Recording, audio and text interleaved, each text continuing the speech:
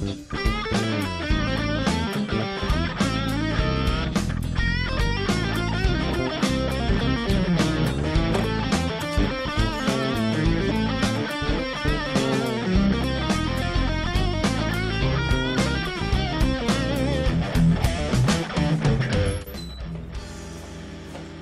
I'm Johnny Cash. I'm Dolly Parton. I'm Brian Fellows. I'm Buck Owens.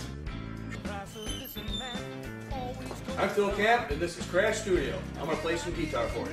Buddy, we got Phil Camp in the house. What's going on, buddy?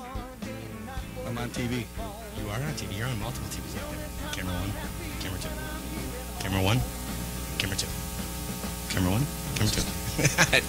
That's the neighbor's camera. That's for the news break. Yeah, the weather update. So this is your third time back? Third time's a charm. Very nice. I heard the couple of times we had some technical difficulties. Was that the Heineken or was that? Yeah. Yes. Too much Heineken for Ken. Well, for some of our new listeners in the chat, which we've been getting a lot of, you want to give us a little bit That should be better. Short synopsis of your history, where you came from, and how long you've been doing it? I've been doing it a long time. Really? Born and raised in the beautiful city of Glen Fall, New York.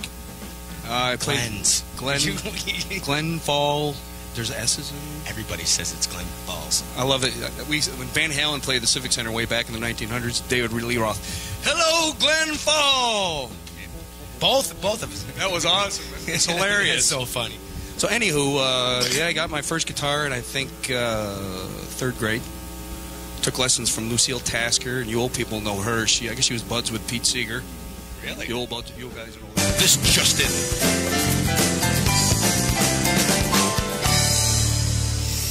www.radiougly.com. Ride the Sky, Phil Camp, and that was with the Joe Mama Band.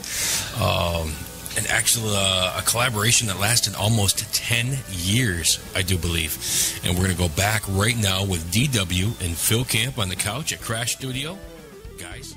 As we were saying before the last song, you guys are starting new stuff. Joe Mama's gone their way, you've gone your way. Now here you guys are going to be doing a trio now. That's correct. You want to tell me who's in that trio and what kind of music you guys are playing? Yes, I do. Oh, thank you very much. Now? Sure. I have Steve Wargo on bass. Steve is well known in the blues circles in the leather stocking region. I heard that on Lawrence Welk. Anyway, Steve is from the Syracuse area. And he plays with Phil Petroff and The Doctor. And now he's playing with Dr. Phil musically. And Wayne Morris is on drums. I love Wayne. He's a big teddy bear. And this guy he's got groove down, pocket down. And what we're doing is it's a blues/funk based project. What we're trying to do is once again do something nobody else is doing. Right. We've probably got half a night worth of different blues. Tommy Castro, a little Robert Randolph, some of the new John Mayer, which does. John Mayer, believe it or not, is doing some very tasty bluesy stuff. Nice.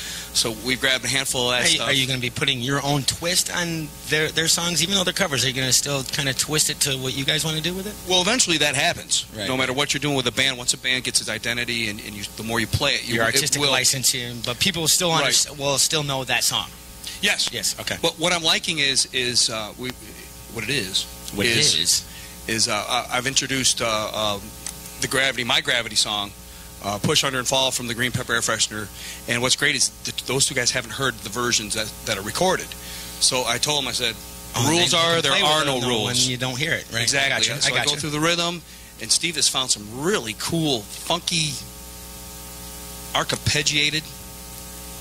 Look it up in your Webster's dictionary, because I really don't know if that's a word or not, but we'll see. Anyway, he's come up with some grooves. Yeah, Google it and then tell me, spell check it. But Steve has found some really fun groove stuff behind that. We've kind of taken it down a step, but funked it. Now, do you find with just a trio that you are still missing a part, or is the trio full for you? Can you do as much as you want to do with just a trio and not have that fourth person, fourth instrument? Yes. Well, remember, Joe Mama, I think for about 4 years was a trio. Right. We were heavier. Sometimes less is best. Okay. At times there was a bit of overplay, and other times it was just right.